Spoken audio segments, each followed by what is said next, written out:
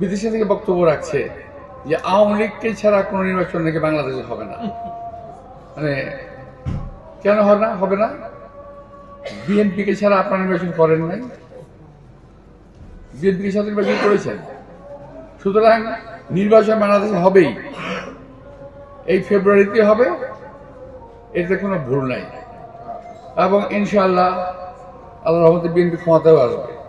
দেশনেত্রী বেগম খালেদা জিয়ার সুস্বাস্থ্য কামনা করে, তার জন্য দোয়া কামনা করে, এবং আপনাদের মাধ্যমে এই সারা জাতিকে আমি অনুরোধ জানাতে চাই, তা সবাই যেন শুধুমাত্র মসজিদ, মাদ্রাসা, মন্দির, মঠ, গির্জা নয়, প্রতিটি বাড়িতে প্রতিটি মানুষ যেন তার জন্য দোয়া করেন। এবং উনি এই যাবৎকাল ভালো আছেন, যতক্ষণ ছিলেন আছেন, এটা কিন্তু দেশের মানুষের দোয়ায়। এইটা ওনার উপর অত্যাচার হয়েছে, আপনারা তো দেখেন নাই, এটা আমি দেখেছি। অনেক সময় জেলখানায় আমার সঙ্গে প্রায় দেখা হতো। যখন আমাদেরকে 7 দিন 1 দিন সময় দিতাম, দেখা করতে যেতাম, আমি প্রতিদিনই সঙ্গে যেতাম। আমি তখনই আমি বুঝতে পেরেছি, বিকজ জেলখানায় কিন্তু আমি নিজে বহুদিন ছিলাম। আমি খুব সাবধান থাকতাম এক জায়গা থেকে, সেটা হলো জেল কর্তৃপক্ষ অনেক সময় ব্যক্তি বিশেষে তারা স্লো পয়জনিং করে। এবং আমি খুবই নিশ্চিত দেশনেত্রী বেগম খালেদা জিয়াকে জেলে বন্দী থাকা অবস্থায়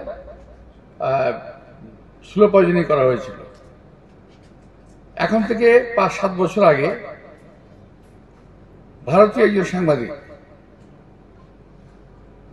ঢাকায় এসেছিল, যখন আমার সাথে দেখা হয়, উনি বললেন, আপনি কি নিয়ে লাফালাফি করতেছেন? উনি তো বাঁচবেন মাত্র 2 বছর। আমি বললাম, কেন? ওইভাবেই ডিজাইন করা আছে। বুঝতে পারছেন কথাটা? সেভাবেই ডিজাইন করা আছে, অর্থাৎ এমন কিছু থেকে কারণ হয়েছে উনি ধীরে ধীরে তিলে তিলে মৃত্যুমুখে পড়বেন। আল্লাহর রহমতে উনি কিন্তু এখন পর্যন্ত বেঁচে আছেন।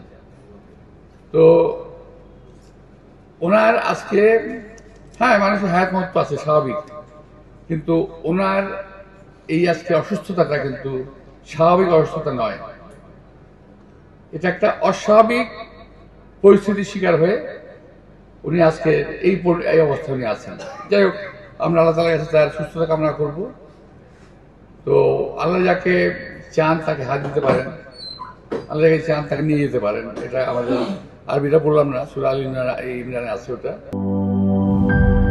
নায়াসিনামাইড ও স্যালিসাইলিক সমৃদ্ধ লিলি ফেস ওয়াশ, যা ফেসের ডেড স্কিন সেল দূর করে দেয় দ্বিগুণ ফাস্টার ব্রাইটেনিং।